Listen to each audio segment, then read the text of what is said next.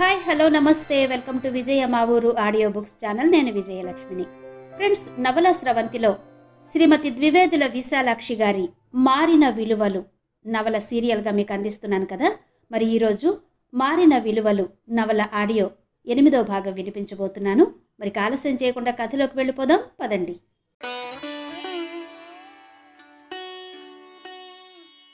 అలవాటు చొప్పున ముగ్గుడొక్కు నీళ్లు చీపురు కట్ట పట్టుకుని వీధి తలుపు తెరిచింది కనకం. తెరిచిన తలుపు గుండా చల్లని చలిగాలి రివ్వున కొడుతున్నది. బయట కొంగును భుజాల మీదుగా తిప్పుకుని నిండుగా కప్పుకుంది. మరీ ఇంత చీకటితో లేవకపోతే ఏమైంది? కాస్త తెల్లవారినీయకూడదు అంది సుందరమ్మ దుప్పటి ముసుగులో నుంచి. ఈరోజు నువ్వు బయటికి పోకు వదినా, ఆ ముగ్గేదో నే పెట్టి వస్తాను. ఆ గాలి నీ ఒంటికి మంచిది కాదు అంది జానకి ఆమె చేతిలో నుంచి ముగ్గుడొక్కు అందుకుంటూ. ఈ ఒక్కరోజుకి నన్ను పెట్టని జానకి, రేపటి నుండి నువ్వే పెడదువు గాని. ఆ మధ్య పక్కింటి వారి కోడల దగ్గర నేర్చుకున్న చుక్కల పులిగోరు పెట్టనే లేదు. తిన్నగా వచ్చిందో లేదో ఓసారి పెట్టి చూస్తాను అంది కనకం. ముగ్గులంటే నీకెంత పిచ్చి వదినా అంది జానకి. జానకి మాటలతో కనకం ఆలోచనలు పారుతున్న ఏరులా గలగలా ప్రవహించాయి. ముగ్గులంటే తనకి అభిమానం, పాటలంటే తనకు ప్రాణం. అవి రెండు ఒక విధంగా తన భావనలో బాధలలో భాగం పంచుకుంటూ తనను సతతం అనునయించే ఆప్తుల్లాంటివి. ముడుకులు దిగని ఫ్రాకు తొడుక్కుని అమ్మ వెంట ముగ్గు కర్రలు తీయడం మొదలుపెట్టిన నాటి నుండి అవి తనతో ఉన్నాయి. ఆటల్లో, పాటల్లో, పండుగల్లో, పూజల్లో తనతో సరిగా ఆనందం పంచుకున్నాయి. ఎన్నో మరపురాని అనుభవాలు వాటితో లంకెపడి ఉన్నాయి. వాటిని తను వదులుకోలేదు. అందుకే ముగ్గుల్ని తన దూరం చేసుకోలేదు. శీతగాలి ఈ చెవిలో నుంచి ఆ చెవిలోకి రివ్వున కొడుతుంటే మేలుకొలుపులు పాడుతూ ముగ్గులు పెడుతుండే నాన్నమ్మ ముఖం తనకు నెలగంట ముగ్గులో కనిపిస్తుంది. గుమ్మంకే గోపదేవి పాట పల్లవి ఎప్పుడూ తన గొంతుకను క్షణకాలం పలకనివ్వదు. అమ్మ వెన్న చిలుకుతూ ఆ పాట పాడుతుంటే తమ్ముడు మీద పడి వెన్న పెట్టమని అల్లరి పెట్టేవాడు. ఆడుతూ పాడుతూ కళ్ళు మూసిన ఆ తమ్ముడి మాటలు, ఆ పాటలు పల్లవితో పాటు తన చెవుల్లో దూరి రొద చేస్తాయి. అయినా ఆ పాట పాడుకోకుండా ఉండలేదు. ఆ బాధను మరచిపోనూ లేదు. గొబ్బి పాటలు నోట్లో మెదిలినప్పుడల్లా మొగలు పువ్వంటి మొగుడినియ్యవై అని గొబ్బెమ్మను ప్రార్థిస్తూ పెద్దవాళ్లు వింటే సిగ్గుతో పరుగులు పెట్టే చిన్నతనపు రోజులు జ్ఞాపకం వస్తాయి. రాగభావాలు అంతంత మాత్రంగా ఉన్న ఈ పద్యాలలో, పాటలలో ఇంతటి శక్తి ఎలా ఉందో తనకు తెలియదు. ఎప్పుడూ విన్న ఒక పాట మనిషి మెదడుకు పదను పెట్టి గడిచిన కాలంలోకి ఈడ్చుకుపోతుంది. ఆ పరిసరాలను, అప్పటి సంఘటనలను కళ్ల ముందు కదలాడే చిత్రాల్లా నడిపిస్తుంది. అవి ఆనందపరిచేవైనా, కన్నీరు కార్పించేవైనా అనుభవం మాత్రం ఒక్కలాగే ఉంటుంది. ధనుర్మాసం వచ్చి 10 రోజులైంది. గ్రామంలో అయితే అటు ఇటు ఇళ్ల ముగ్గులు కలిసిపోతాయి. పట్నాలలో తలకొక రీతి. కొందరు పని మనిషిచే గుమ్మం కడిగించిన ముగ్గులు తాము స్వయంగా పెట్టుకుంటారు. కొందరు దానినే శుద్ధతో 2 గీతలు గీసేయమంటారు. ఇంకొక తరహా వాళ్ళు అసలు వీధి గుమ్మాన ముగ్గు అవసరమే తోచదు. పోయిన సంవత్సరం ఎదురింటివారు సుశీల తను పంతాలు వేసుకుని ముగ్గులు పెట్టేవారు. ఆ పిల్ల పెళ్ళయ్యి అత్తవారింటికి వెళ్ళిపోయింది. ఆ పిల్ల తల్లికి అంత ఓపిక లేదు. కడిగిన గుమ్మం ఉండిపోకుండా ముగ్గు గొట్టంలో పోసి అడ్డంగా నిలువుగా 2 గీతలు గీస్తుంది. తను మాత్రం మానకుండా ముగ్గులు పెడుతుంది. కానీ అందులో సంతోషం సన్నగిల్లిపోతున్నది. ఏదో బాధ పీకుతున్నది. సూర్యరథం ముగ్గు పెడుతుంటే చదువుతున్న పుస్తకం మూసి తదేకంగా చూసేవాడు సాంబు.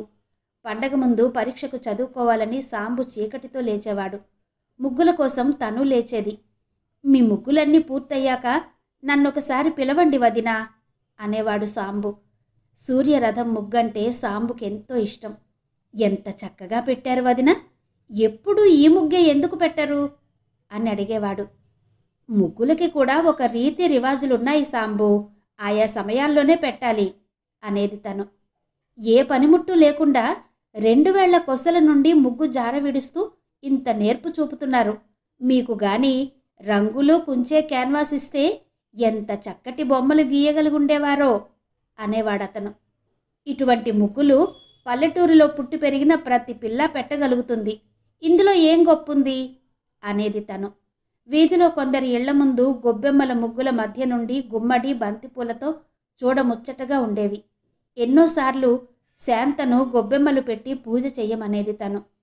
చి, పేడముద్దకు పూజ ఏంటొదినా, అది ముట్టుకుందుకే నాకు అసహ్యం అనేది శాంత. శాంత మొగుడి కోసం గొబ్బెమ్మను ప్రార్థించలేదు, తనంతట తనే సంపాదించుకుంది. ఆ కుర్రాడెవరో శాంతను ఈ పాటికి పెళ్లి చేసుకునే ఉంటాడు. కులం మతం అంటూ అన్నగారు తల్లి అడ్డంకులు పెడతారని ముందుగా తెలియచేసుండదు. ఇంక ఎప్పుడో ఒకనాడు పసుపు బట్టలతో భర్తతో కలిసి దిగబడి, అన్నయ్య అమ్మా మమ్మల్ని దీవించండి అంటుంది. ప్రకాశం చెప్పిన దాన్ని బట్టి ఆ కుర్రాడు అందమైనవాడు, డబ్బున్నవాడు అనిపిస్తున్నది. అతడు మాత్రం పెళ్లి చేసుకోకుండా కన్నెపిల్లను ఎంతకాలం వెంటేసుకు తిరుగుతాడు? అంతా మంచికే అయి ఉంటుంది. తాము మాత్రం శాంతకు అంతకన్నా మంచి సంబంధం తేబోయారా అనుకుంది కనకం. అప్పటికి ఆమె ముగ్గులు పూర్తయ్యాయి. చుక్కల పులిగోరు దూరం నుండి చూస్తుంటే సూర్యరథంలాగే ఉంది. పరాకుగా సాంబు కోసం అరుగువైపు చూసింది. అక్కడ సాంబు లేడు. అతని మాటలు మాత్రం ఆమెకు వినిపిస్తున్నాయి. ఎంత చక్కగా పెట్టారు వదినా, ఎప్పుడు ఈ ముగ్గే ఎందుకు పెట్టారు? కనకం కళ్ళలో నీళ్లు తిరిగి కళ్ళు మసకబారాయి. పైట కొంగుతో తుడుచుకుని అరుగువైపు భ్రాంతిగా చూసింది. అరుగు మూలకు ముడుచుకుని బుర్రమీదుగా కొంగు కప్పుకుని కూర్చున్నారు ఎవరో. ముందు రోజు రాత్రి ప్రకాశం ఇంటికి రాలేదు. అప్పన్నకి జ్వరంగా ఉంది. మాణిక్యం వచ్చే వరకు నేను అప్పన్న దగ్గర ఉండాలి అన్నాడు. మరి అలా మూలకు మూటలా ముడుచుకుని కూర్చున్నదెవరు? భయంతో కనకం కాళ్ళు గనగడా వణికాయి. అంత భయం దేనికో ఆమెకే తెలిసి రాలేదు. ఒక్క ఉదుటున తలుపు తోసుకుని చావిట్లోకొచ్చింది.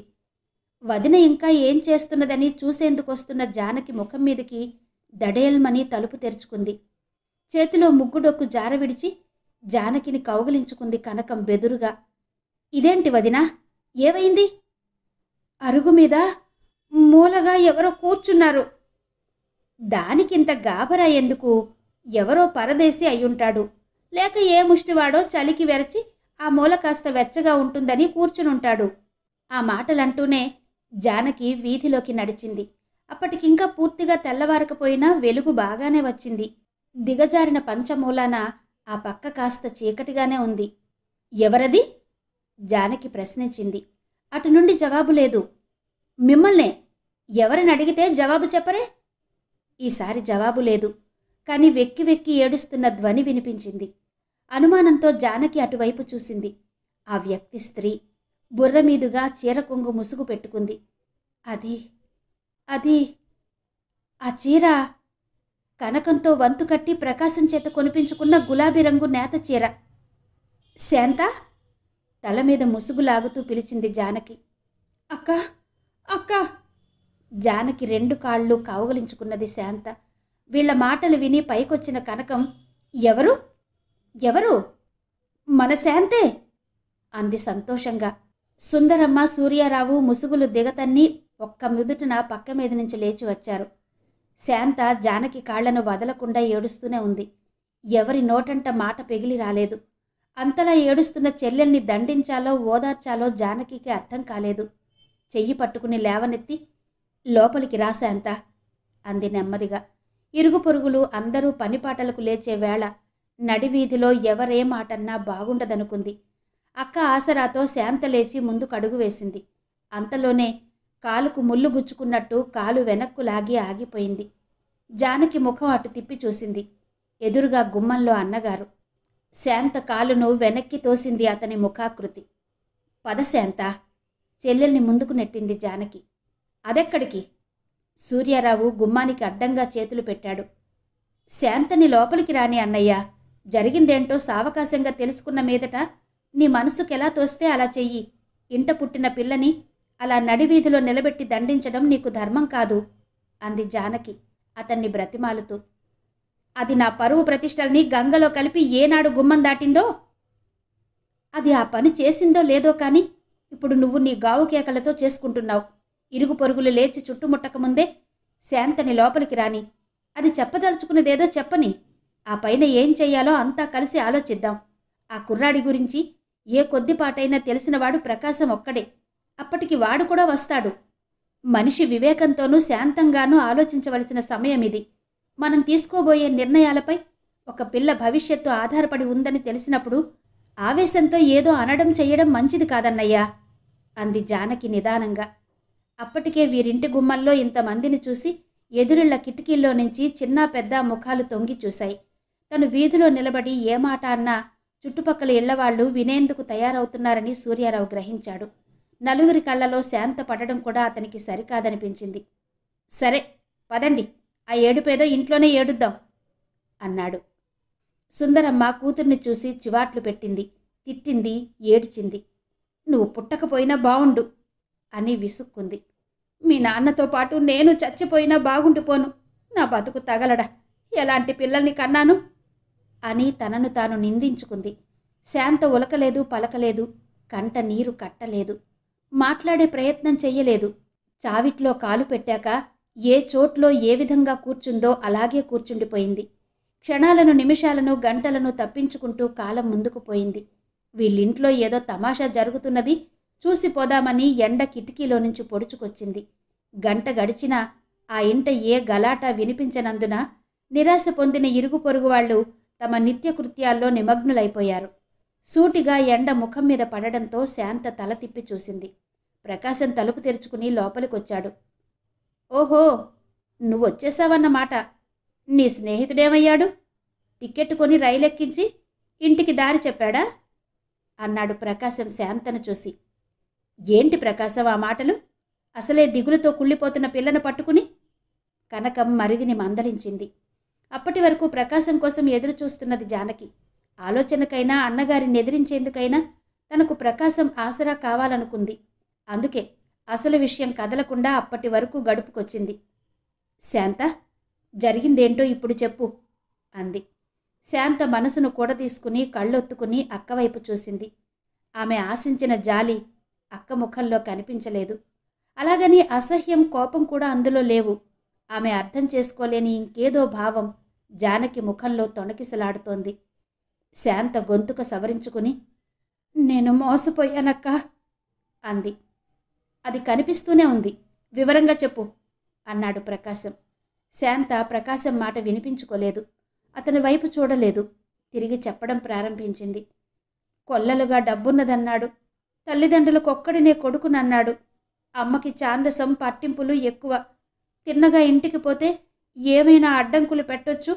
తిరుపతిలో పెళ్లి చేసుకుని ఇంటికి పోదాం, ఇంకా చేసేదేమీ లేదని తెలిసాక అమ్మ సంతోషంతో ఆశీర్వదిస్తుంది. అమ్మ మనసు చాలా మంచిది అన్నాడు. అతను చెప్పినవన్నీ నమ్మాను.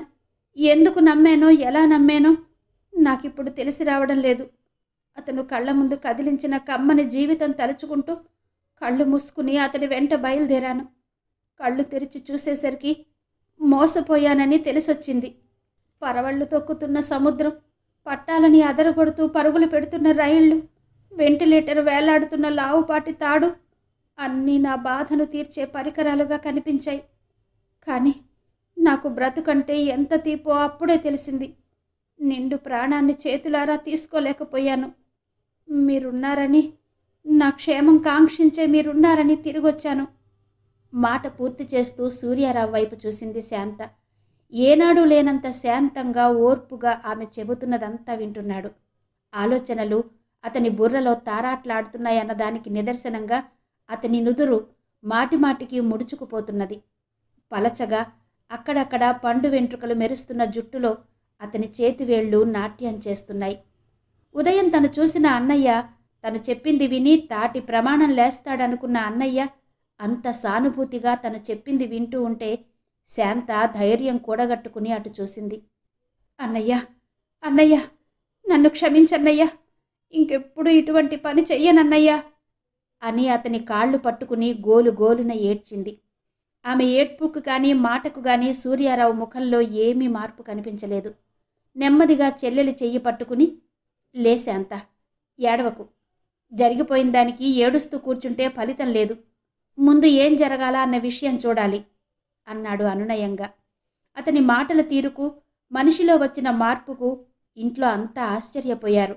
శాంత కళ్ళు తుడుచుకుంది. శాంత, నేను కోరేది మీ అందరి సుఖం.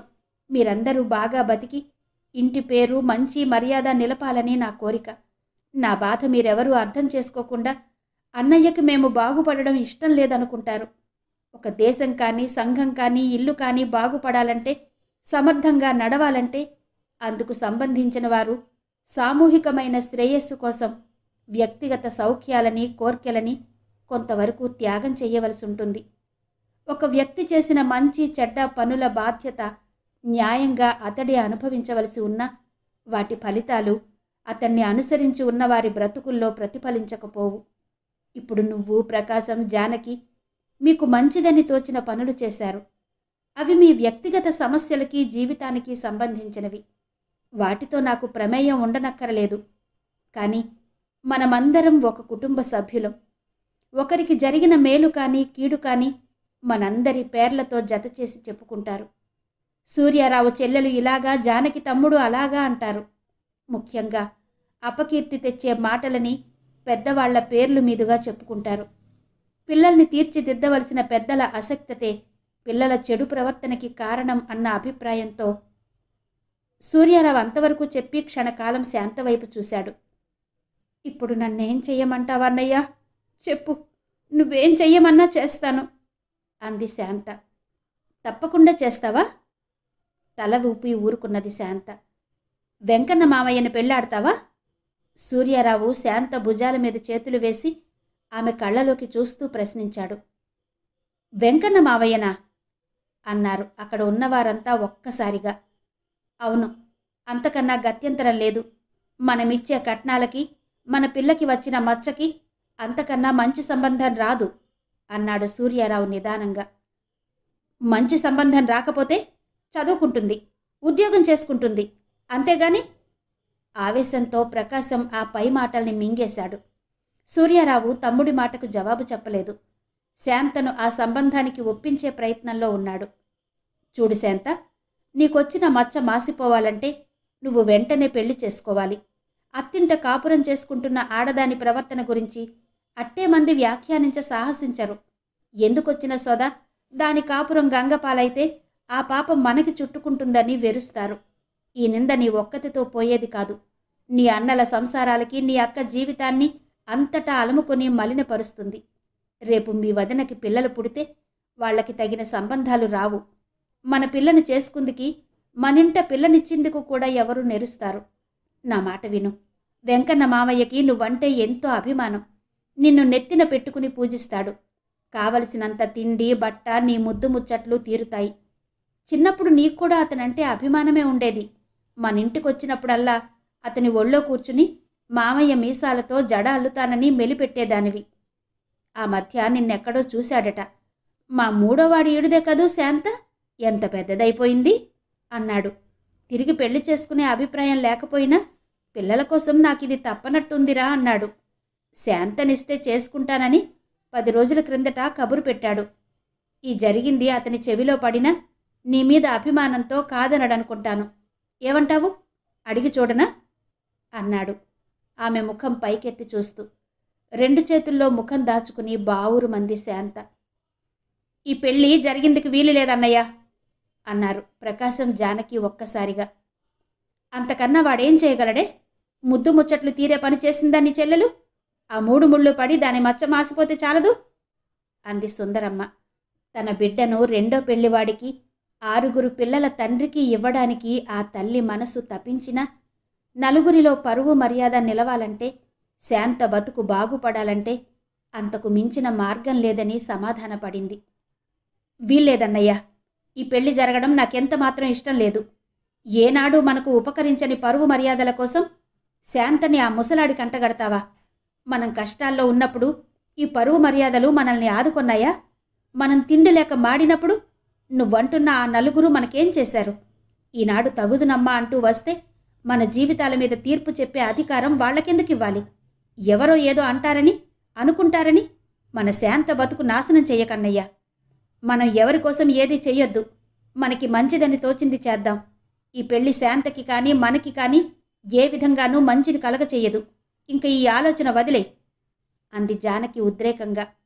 ఎవరేమనుకున్నా లక్ష్యం లేకుండా ప్రవర్తించిందికి నేను మీలా ఒంటరివాణ్ణి కాదు. నా భార్యాబిడ్డల పరువు ప్రతిష్టలు నిలిపే భారం నా మీదుంది. నా ఇల్లు నిష్కళంగా ఉంటే కానీ నా పిల్లలకి పెళ్లిళ్ళు కావు. ఈ ఇంటికి బంధువులు రారు. నా కష్టసుఖాల్లో స్నేహితులు ఆదుకోరు. వీరందరినీ ఎదిరించి నిలిచే శక్తి నాకు లేదు. మీరు సంస్కార హృదయం కలవారు, దేనికి వెరవని ధైర్య స్వభావులు. మీ చెల్లెలి జీవితం తీర్చిదిద్దండి. నా మాట విన్నారు కారనే బాధ నాకు లేదు.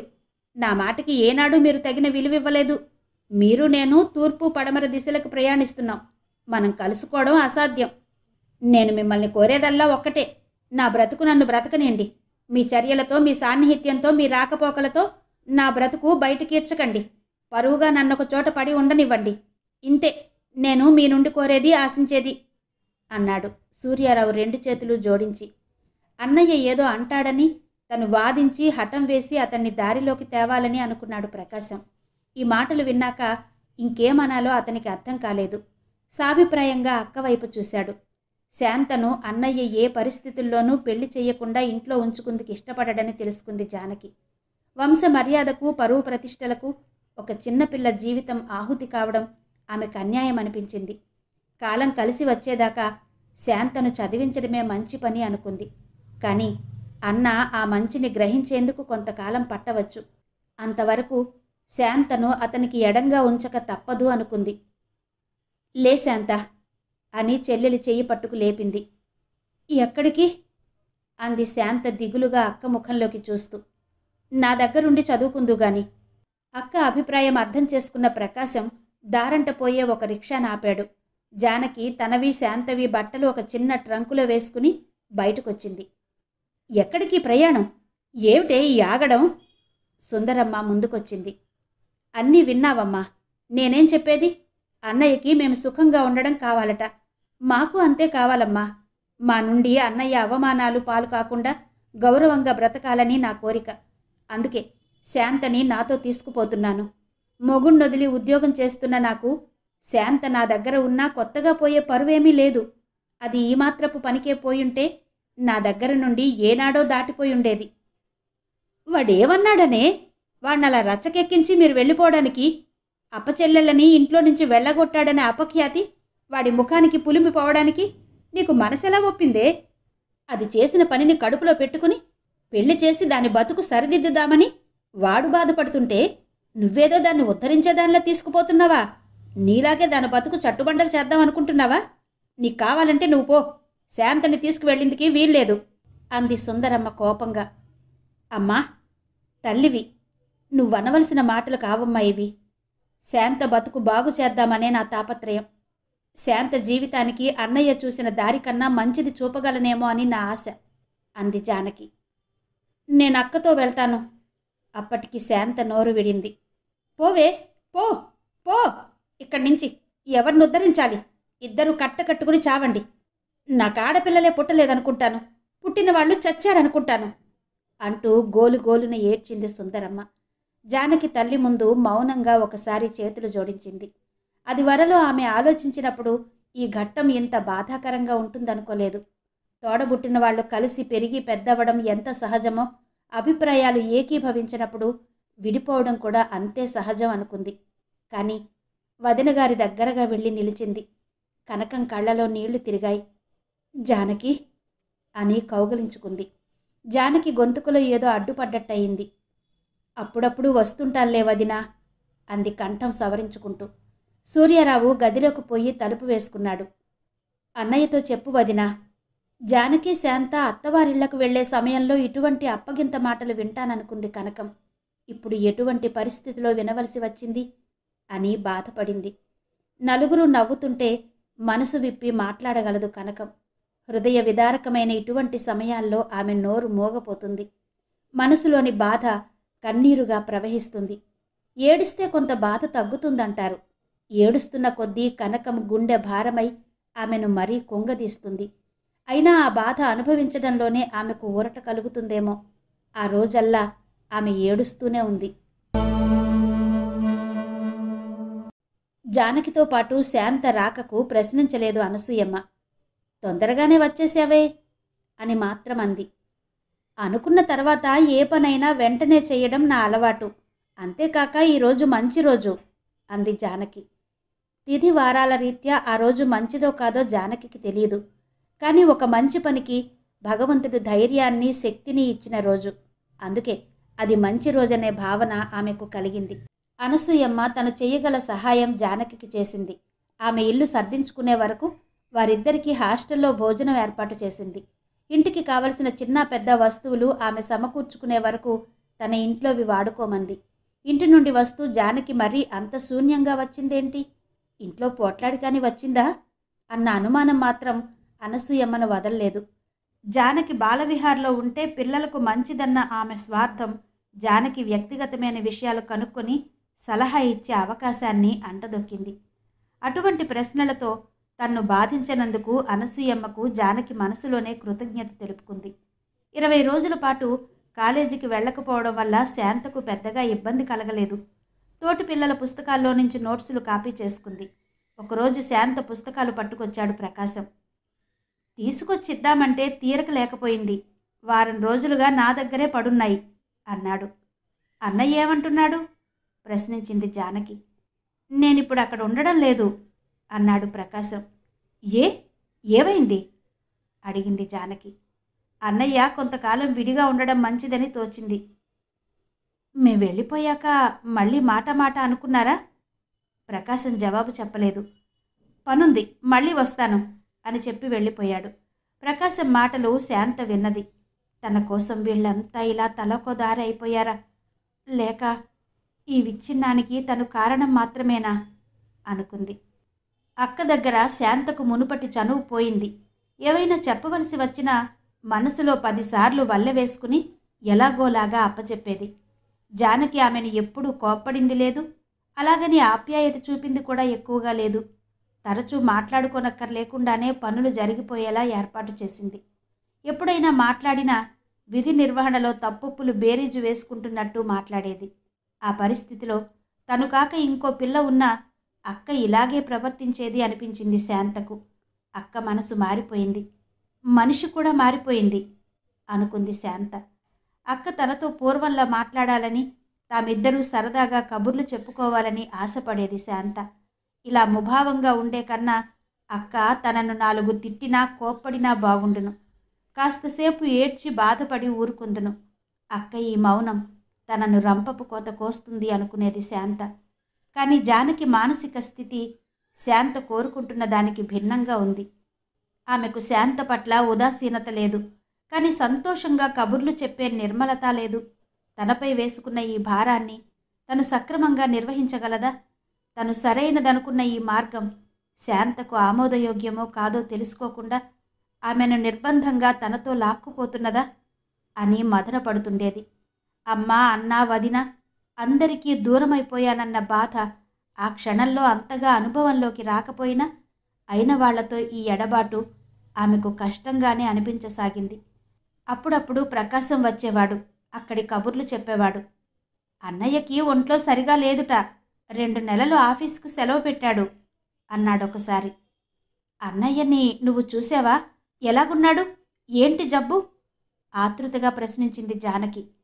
మునిపటి కన్నా నీరసంగా ఉన్నాడు, దిగులుగా ఉన్నట్టు కనిపిస్తున్నది. అంతకన్నా నాకేం తెలియలేదు అన్నాడు ప్రకాశం. అన్నయ్యది శారీర రుగ్మత కాకపోవచ్చు, నలుగురిలోకి పోవడానికి ఇష్టం లేక ఇంట్లో ఉండిపోయి ఉంటాడు అనుకుంది జానకి. ఇంకొకసారి మంచి కబురు తెచ్చాడు ప్రకాశం. వదినకి కూతురు పుట్టింది అన్నాడు. ఎన్ని రోజులైంది? సంతోషంగా ప్రశ్నించింది జానకి. నిన్న దీపాలు పెట్టేసరికి వెళ్ళాను. నేనెప్పుడు వెళ్ళినా ఎంతో ఆప్యాయంగా వచ్చావా ప్రకాశం అని పలకరించేది వదిన. నిన్న బయటకు రాలేదు. ఏమో ఎందుకు రాలేదో అనుకున్నాను. తిరిగి వచ్చేద్దాం అనుకున్నాను, కానీ మనసొప్పలేదు. అన్నయ్య, వదిన ఎక్కడికైనా వెళ్ళిందా అని అడిగాను. ఆ గదిలో ఉంది అన్నాడు అన్నయ్య కొట్టుగది వైపు చూపిస్తూ. వెళ్ళనా మాననా అని నేను తటపటాయిస్తుండగా, వెళ్ళి చూడు, మీ వదినకి కూతురు పుట్టింది అంది అమ్మ. ఒక్క ఉదుటున గదిలోకి వెళ్ళాను. వదిన నీరసంగా పక్క మీద పడుకుంది. పక్కలో ఎర్రగా పాప ఉంది. నా మట్టుకి పాప చాలా అర్భకంగా ఉన్నట్టు అనిపించింది. లేక చంటి పాపలంతా అలాగే ఉంటారో నాకు తెలీదు మరి. నన్ను చూసి వచ్చావా ప్రకాశం, వారం రోజులై కనిపించకపోతే ఇక రావేమో అనుకున్నాను అంది వదిన. ఎందుకు రానొదినా? అసలు ఈ విషయం నాకు తెలీదు. లేకపోతే ఎన్ని పనులున్నా అలా విడిచి రాకపోయేనా అన్నాను. వదిన అటు ఇటు చూసి, జానకి వెళ్ళాక ఒక్కసారి కూడా రాలేదు అంది. నే చెప్తాలే వదినా, పాప పుట్టిందని తెలిస్తే తప్పకుండా వస్తుంది అన్నాను. పాప పుట్టి వారం రోజులయిందిట. వదిన మరీ మరీ చెప్పింది. ఓసారి చూసిరా అన్నాడు ప్రకాశం. ఎప్పటికప్పుడు వెళ్దామనుకుంటున్నాను ప్రకాశం, కానీ అన్నయ్య మనసు కెలికినట్టు అవుతుందేమోనని సంశయిస్తున్నాను. తీరా వెళ్ళాక వాడేమైనా అంటే జవాబు చెప్పకుండా ఉండలేను. వాడికి మానుతున్న గాయం రేపినట్టు అవుతుంది అంది జానకి. ఏవైనా ఓసారి వెళ్ళిరా, లేకపోతే వదిన బాధపడుతుంది చెప్పాడు ప్రకాశం. అలాగే, ఈ సాయంకాలం వెళ్తాను అంది జానకి. అక్క, నేను రానా? పాపని చూస్తాను అంది శాంత. అక్కడి పరిస్థితి ఎలా ఉందో ముందు నన్ను చూసి రాని శాంత, అటు తర్వాత నువ్వు వెళుతువు గాని అంది జానకి. ఆ సాయంకాలం బజారుకు వెళ్ళి పాప కోసం 2 ఫ్రాకులు తువ్వాళ్ళు కొన్నది. వదినకు బత్తాయి పళ్ళు కొంది. జానకి వెళ్ళేసరికి సూర్యారావు ఇంట్లో లేడు. సుందరమ్మ వంట ఇంట్లో పని చేసుకుంటున్నది. మెల్లగా కొట్టుగది తలుపు తోసుకుని లోపలికి వెళ్ళింది జానకి. గదిలో చిన్న దీపం వెలుగుతున్నది. ఆ వెలుగులో పాలిపోయినట్టున్న వదిన్ని, పక్కలో అటు ఇటు కదులుతూ తల్లి పాల కోసం తడుముకుంటున్న నెత్తురు ముద్దలాంటి పాపను చూసింది. అలికిడి విని కళ్ళు విప్పింది కనకం. ఎదురుగా జానకి. ఎవరు? జానకి, వచ్చావా? నువ్వేనా అంది మెల్లగా. నేనే వదినా, ప్రకాశం చెప్పాడు. నిన్ను పాపను చూద్దామనొచ్చాను అంది చేతిలో కాగితం సంచి మంచం కొసకు పెడుతూ. దగ్గరకు రాబోకు, ఇంకా పురిటి స్నానం కాలేదు అంది కనకం. మరేం పర్వాలేదు వదినా, కావాలంటే ఇంటికి పోయి స్నానం చేస్తాను.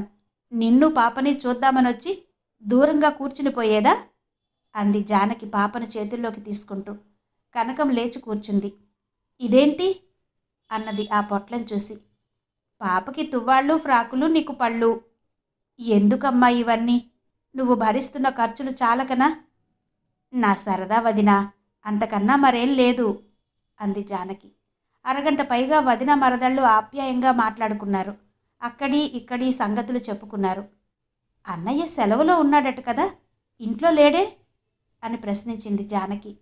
ఈ రోజుతో సెలవు సరి, ఇప్పుడే అలా వెళ్ళొస్తానని గుమ్మం కదిలేరు. మీరు వెళ్ళినప్పటి నుండి ఎక్కడికి వెళ్ళలేదు. ఇంట్లోకి ఏమైనా అవసరమైతే అత్తయ్య ఇరుగు పొరుగు పిల్లల చేత తెప్పిస్తున్నారు అంది కనకం. మరి నే వెళ్ళొస్తాను వదినా అంటూ లేచింది జానకి. మీ అమ్మని చూసావా? మీ అన్నయ్య వచ్చే వరకు ఉండవు? లేదు, ఇంకోసారి వస్తాను అంటూ గుమ్మం దాటింది జానకి. సూర్యారావు వీధిలో నుంచి తిరిగొచ్చాడు. వంటింట్లో తల్లితో ఏదో చెబుతున్నాడు. ఒక్కసారి అటు వెళ్ళి చూసిరానా అనుకుంది జానకి. మనసు మార్చుకుని గుమ్మం దిగింది. జానకి ఇటు రాగానే సూర్యారావు భార్య దగ్గరికి వెళ్ళాడు. జానకి పాపకు తెచ్చిన బట్టలు తీసి చూస్తున్నది కనకం. ఇవేంటి? ఎవరు తెచ్చారు? ప్రకాశం తెచ్చి ఉంటాడనుకుంటూనే భార్యను ప్రశ్నించాడు సూర్యారావు. జానకి తెచ్చింది అంది కనకం భర్త ముఖంలోకి చూస్తూ. ఏది? ఎప్పుడొచ్చింది? మీరొచ్చే ముందరే వెళ్ళింది. గుమ్మంలో మీకు తారసపడలేదా అడిగింది కనకం. జానకి ఇంటికి వచ్చి కూడా తనతో మాట్లాడకుండా వెళ్ళిపోవడం సూర్యారావుకు కోపం తెప్పించింది. అభిప్రాయ భేదంతో ఏదో మాట అన్నంత మాత్రాన ఇలా ముఖం తప్పించుకుపోతుందా? రక్త సంబంధం, అభిమానాలు అంటారే, ఇంతేనా వాటి విలువ? ఈనాటి బాంధవ్యాలన్నీ ఏరు దాటగానే తెప్ప తగలేసే రకమేనా? రెక్కలు వచ్చిన పక్షులు గూటిని వదిలిపోయినట్టు ఒక ఇంట్లో పుట్టి పెరిగిన వాళ్ళు అవకాశం దొరకగానే తమకు తోచిన దారులు పట్టుకుపోవడమేనా? తనతో మాట్లాడడం ఇష్టం లేని వాళ్ళు తన ఇంటికెందుకు రావాలి? వీళ్లకు ఇంత డబ్బు పెట్టి చాకిరీ చేసినా తను చెడ్డ, వదిన గారు మంచిదినా? తనతో లేని బాంధవ్యం తన భార్యతో మాత్రం ఎందుకుండాలి అనుకున్నాడతను. ఎందుకు పుచ్చుకున్నావు? తీసుకుపొమ్మలేకపోయావా? భార్యను గద్దించాడు. అదేంటండి, అన్ని ఖర్చుల్లో ఉండి కూడా అభిమానంగా జానకి తెస్తే, అది ఊరువాడి సొమ్ముతో అభిమానంగా తెస్తే నువ్వు ఆప్యాయంగా పుచ్చుకున్నావా? దానికి సిగ్గు లేకపోతే నీకు కూడా లేకుండా పోవాలా? కోపంతో పళ్ళు పటపటా కొరికాడు సూర్యారావు. చిచి, ఏం మాట అన్నారండి? జానకి అటువంటి పిల్ల కాదు. కనకం భర్తను వారించింది. జానకి అలాంటి పిల్ల కాదు, శాంత అలాంటి పిల్ల కాదు. లోకులకు నోరు సలిపి నీ ఆడపడుచులపై అపనిందలు ప్రచారం చేస్తున్నారు. 2 నెలలై ఈ గోల వినలేక ఇంట్లో కూర్చుని చెవులు మూసుకున్నాను. పిల్లి కళ్ళు మూసుకున్నంత మాత్రాన ఊరు చీకటవుతుందా? ఈరోజు వీధిలోకి పోతే ఏంటయ్యా అప్పచెల్లెళ్ళకి బుద్ధి చెప్పి ఇంటికి తెచ్చుకునేది బదులు వాడితో తిరగమని ఇంకో దాన్ని కూడా పంపావా అని అంతా నిలదీస్తుంటే ఏం చెప్పాలి? ఇంక ఈ ఊళ్ళోనే బ్రతకలేను కనకం. వీళ్ళందరికీ దూరంగా ఎక్కడికో దగ్గరికి పోవాలి. అప్పటికి గాని నా ప్రాణానికి సుఖం లేదు. ఆవేశంగా కేకలు వేస్తూ తలుపు తెరుచుకుని బయటకొచ్చాడు సూర్యారావు. గుమ్మం దిగి 4 అడుగులు నడిచిన జానకి ఆ విధంగా తను వెళ్ళిపోవడం బాగుండలేదనుకుంది. ఇంటికి వచ్చి అన్నను తల్లిని చూడకుండా పోవడం మిగిలిన ఏ కాస్త అభిమానాన్నైనా చేజేతులా తెంపుకున్నట్టే అవుతుందని భావించింది. వెంటనే వెనుతిరిగి అడుగులు వేసింది. ఆమె గుమ్మం ఎక్కబోతుంటే విసురుగా వస్తున్న సూర్యారావు మాటలు వినిపించాయి. అడుగులు వాటంతట అవే ఆగిపోయాయి. అయింది కదా వచ్చిన పని, ఇక పద అంది మనసు. కాలాన్ని గంటలు, రోజులు, నెలలు, సంవత్సరాలలో కొలుస్తారు. జీవితాన్ని అనుభవాలు, సంఘటనలు, సుఖదుఖాలతో కొలుస్తారు. 1 సంవత్సరం గడిచిపోయిందంటే ఆ సమయంలో గడిచిపోయిన మంచి చెడు సంఘటనలే జీవిత గమనాన్ని కొలిచి చూసే మైలురాళ్లుగా ఉంటాయి. కొందరి బ్రతుకులు ఎంత ముందుకు పోయినా వాటి నిడివిని, కాలపరిమితిని తెలిపే కొలత లేకుండా ముందుకు పోతాయి. వారి జీవన భ్రమణంలో నిన్నకు నేటికి భేదం ఉండదు. గడిచిన ఏడుకు రాబోయే ఏడుకు వ్యత్యాసం కానీ, ఆ నడుమ కాలంలో పెరిగిన మనోవికాసం కానీ ఉండదు. మరికొందరి బ్రతుకులో అడుగుకు ఆమడ దూరంగా ప్రయాణిస్తూ దారి పొడుగున అనుభవాల ఆనవాళ్లు నిలుపుకుంటూ జీవితంలో కొంత దూరం ప్రయాణించాక గడిచిన కాలంలో ఎంత దూరం నడిచాను అని వెనుతిరిగి చూసుకుంటారు. శాంతంగా కూర్చుని గతించిన రోజుల్ని జ్ఞప్తికి తెచ్చుకోవడంలో ఎంతో మేలుంటుంది. ఆవేశంలో తమ్ము తాము మరిచిన సమయాల్లో చేసిన పనులకు, ఆడిన మాటలను ఆ తర్వాత నిర్మలంగా ఆలోచించుకుంటే ఈ మాట అన్నది, ఆ పనులు చేసింది తామేనా అని ఆశ్చర్యపోవలసి వస్తుంది. ఆత్మవిమర్శ అందరికీ అవసరమే. తమ లోటుపాట్లను తెలుసుకుని సరిదిద్దుకోవాలనే సత్సంకల్పం కలిగిన వారికి ఇటువంటి మానసిక చర్చ ఎంతైనా అవసరం. గతజల సేతుబంధనం వల్ల లాభం లేకపోవచ్చు, కానీ గతించిన విషయాలను పునశ్చరణ చేసుకోవడం వల్ల లాభం పొందవచ్చు. తను అన్న వ్యక్తిని ఎదురుగా నిలిపి పరీక్షించగలిగినప్పుడే మంచి చెడ్డల నిర్ణయాలు న్యాయబద్ధంగా జరుగుతాయి. అటువంటి అనుకూల వాతావరణం ఏర్పడాలంటే ఆ సంఘటన జరిగిన కాలానికి, విచారణ జరుగుతున్న సమయానికి మధ్య తగినంత వ్యవధి ఉండాలి. అప్పుడే ఒక మనిషి నిష్పాక్షికంగా తన గురించి తమ న్యాయ నిర్ణయం చేసుకునే అవకాశం కలుగుతుంది. తమ లోటుపాట్లను ఇతరుల ముఖమెదురుగా ఎత్తి చూపితే ఎవరికైనా కోపం వస్తుంది. అదే తమకు తాముగా తెలుసుకుంటే వాటిని సరిదిద్దుకునే అవకాశం ఉంటుంది. ఈ కారణంగానే కాకపోయినా గడిచిన జీవితంలోని మంచి చెడ్డలను నెమరు వేసుకునే అలవాటు చాలామందికి ఉంటుంది. జానకి కూడా ఆ జాబితాలోకి చేరిందే. ఎప్పటికప్పుడు ఆలోచనలకు చెల్లుబెట్టడం అన్నది ఆమె తత్వం కాదు. వాటిలో తిరుగుతూ అటూ ఇటూ తిప్పి చూస్తుంది. గడిచిన రోజులు కళ్ల ముందు కదులుతుంటే అందులో తన రూపం చూసుకుంటున్నది జానకి. జానకి వదిన గారిని చూసి వచ్చిన 10 రోజుల వరకు ప్రకాశం రాలేదు. ఆ రావడం కూడా వేళ కాని వేళలో వచ్చాడు. అప్పటికి జానకి ఇంకా పక్క మీద నుంచి లేవలేదు. అలవాటైన అడుగుల ధ్వని, తలుపు తట్టిన చప్పుడు విని గోవిందబాబు కాని తిరిగి వచ్చారా అనుకుంది. ఏ కారణం వల్లనైనా అతడు తిరిగి వచ్చినా ఈ సమయంలో తన ఇంటి తలుపు తట్టవలసిన అవసరం ఏముంటుందని ఆలోచించింది. తరచుగా వచ్చే రెండో వ్యక్తి ప్రకాశం. కానీ ప్రకాశం ఎప్పుడూ ఇటువంటి సమయంలో రాడు. మరి ఎవరొచ్చుంటారు? ఇంత ఉదయాన్నే నాతో ఏం పని? జానకి లేచి తలుపు తెరిచే లోపునే అటు నుండి మాట వినిపించింది. అక్కా, నేనే, తలుపు తీయి. అది ప్రకాశం గొంతుక. జానకి గడియ తీసి పక్కకు తప్పుకుంది. నిద్రలేమిచే ఎర్రబారిన కళ్ళు, చెదిరిన జుట్టు, నలిగిన బట్టలు. ప్రకాశాన్ని చూసి జానకి కంగారు పడింది. అంతకు పూర్వం 1 నెల రోజుల క్రిందట వాల్తేరులో ఒక బుక్ స్టాల్ తెరవబోతున్నాం అన్నాడు ప్రకాశం. అప్పన్న అల్లుడు తన భూమిని అమ్మిన సొమ్ము వ్యాపారంలో పెట్టాలని చూస్తున్నాడు. నేనిక్కడ కొట్టు ఐవేజుగా పెట్టి కొంత సొమ్ము అప్పు తీసుకున్నాను. ఇద్దరం కలిసి వ్యాపారం చేస్తాం. అక్కడ మాణిక్యం మొగుడుంటాడు, ఇక్కడ అప్పన్న ఉంటాడు. నేను ఇటు అటు తిరుగుతుంటాను అన్నాడు. ఈ మధ్యనే తన చేతి కింద ఇంకో కుర్రాడికి తర్ఫీదిస్తున్నానని చెప్పాడు. ధైర్యంగా జీవితంలోకి చొచ్చుకుపోతున్న తమ్ముడు అభివృద్ధిలోకి వస్తున్నాడని జానకి సంతోషించింది. అంతలోనే ఈ రూపుతో ప్రకాశం తెల్లవారకుండా రావడం చూసి హడలిపోయింది. అప్పు చేసిన సొమ్ము దొంగలెత్తుకుపోయారా? అప్పన్న అల్లుడు కానీ మోసం చేశాడా? ఆరోగ్యం తిన్నగా లేదా? లేక ఏ కారణం చేతనైనా పుస్తకాల వ్యాపారం మూసివేయవలసి వచ్చిందా? ప్రకాశం ఈ రూపులో రావడానికి కారణం? ఈ సమయంలో ఎందుకిలా వచ్చాడు? ప్రకాశాన్ని చూసిన క్షణంలో జానకి మనసులో మసిలిన భావాలు ఇవన్నీ. ఏరా ప్రకాశం, ఏంటిలా వచ్చావు? ఏం జరిగింది? అంది ఆతృతగా. అన్నయ్య వాళ్ళు ఊరొదిలి ఎప్పుడు వెళ్ళిపోయారు? అన్నాడు ప్రకాశం ఆమె ఆతృత గమనించకుండా. ఎవరు? అన్నయ్య వాళ్ళునా? అంటే అమ్మా వదినా అంతా ఎక్కడికి వెళ్ళిపోయారు? ఎదురు ప్రశ్న వేసింది జానకి. నాకు తెలియకనేగా నిన్ను అడుగుతున్నది. వాల్తేరులో బుక్ స్టాల్ తెరవబోతున్నావని ఆ మధ్య నీతో చెప్పాను కదూ. ఆ పని మీద 10 రోజులై నేను అక్కడే ఉన్నాను. ఈ ఉదయం బండిలో వచ్చాను. దారిలోనే కదా ఓసారి వదిన్ని పలకరించిపోదామని అటు వెళ్ళాను. ఇంటికి తాళం పెట్టి ఉంది. ఏదైనా ఊరికి కానీ వెళ్ళారా అనుకున్నాను. ఎదురింటి వారిని అడిగితే, నీకు తెలీదా ప్రకాశం, మీ అన్నయ్యకి నరసన్నపేట బదిలీ అయిపోయింది, మీ వాళ్ళంతా 4 రోజుల క్రితమే వెళ్ళిపోయారు అన్నారు.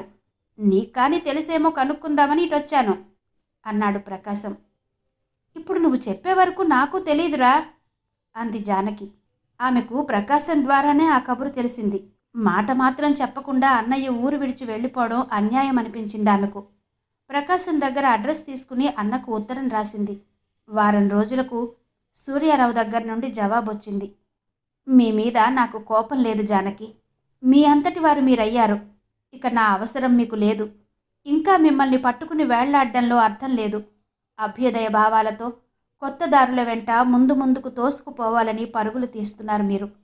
పుట్టి పెరిగిన సంఘాన్ని, రక్తంలో జీర్ణించిన అలవాట్లను తోసిరాజనగలిగే సమర్థత నాలో లేక, వాటి మధ్యనే నా జీవితం ఒడిదుడుకులు లేక సాగిపోగలదనే నమ్మకంతో నేను ఈ చోటును వదలలేని వ్యామోహం పెంచుకున్నాను.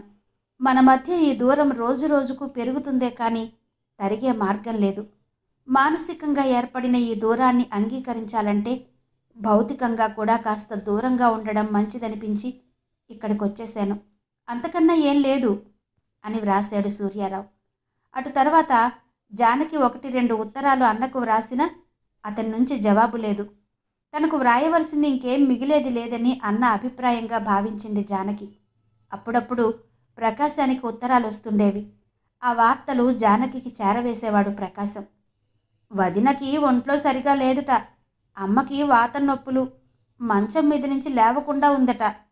అన్నయ్య పనికి మెచ్చి అక్కడ ఆఫీసులో 2 ఇంక్రిమెంట్లు ఇచ్చారట. వదిన మళ్ళా నెల తప్పిందట. ఇంట్లో దొంగలు పడి చిన్న పెద్ద 100 రూపాయల సొమ్ము తీసుకుపోయారట. పాపకి వారం రోజులై పక్కలు వెచ్చగా ఉంటున్నాయి అని రాశాడు అన్నయ్య. మందు వాడుతున్నారట. ఇలా ప్రతిసారి ఏదో ఒక సంగతి మోసుకొచ్చేవాడు ప్రకాశం. విని బాధపడడం, వీలైనప్పుడు ప్రకాశం ద్వారా ఏ 10ో 25కో పంపడం మినహా జానకి చేయగలిగిందేమీ లేకపోయింది. ఆ సహాయం కూడా అట్టేసార్లు సాధ్యపడలేదు. ఒక్కొక్కసారి శాంత కాలేజీ ఫీజుకు ప్రకాశాన్నే అడగవలసి వచ్చేది. ఇందులో బిడియపడిందికి ఏం లేదక్కా.